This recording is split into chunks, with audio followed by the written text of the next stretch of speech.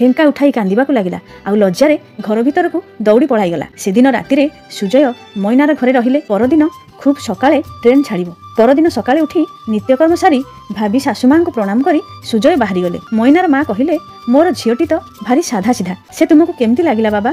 सुजय कहिले मु घर को गले जणाइबी। एकथा कही सुजय चली जाउछंती। बारंबार पछकु फेरी चाहुछंती जदि मैना को देखिबाकू टिके सुजोग मिलंता भल होंता। मैना कबाट उहाड़े लुचि अल्प अल्प आड़े आड़े चाही थाए। दुई जनकर आखि मिसीगला। फेरी गले सुजय। ट्रेन रे उठी जाउथांती। मैनार गଳାर सेई गीतर आवाजटा बारंबार कानरे बाजुथाए सुजयंकर। ट्रेन चालू चालू केतेबेले जे निद आसी जाइछि सुजयंकु। किछि समय परे उठी देखंती तो पाखरे सेई दिनर सेई बुढ़ा लोक। कहिले ए जे बाबू एमिति घुमेइले कोन चलिबो? तुमर स्टेशन आसीगलानी, चलो तुमको स्टेशन पारी कराई देबे। यह कही बुढ़ा लोकटी सुटकेसटी धरी आगे आगे चलिबाकू लागिले। स्टेशन पार हेबा परे सुटकेसटी को गोटे जगार रखिदेई बुढ़ा लोकटी कुआड़े जे सेई लुकारण्य भितर हजिगले। सुजय तांको आउ पाइले नाही।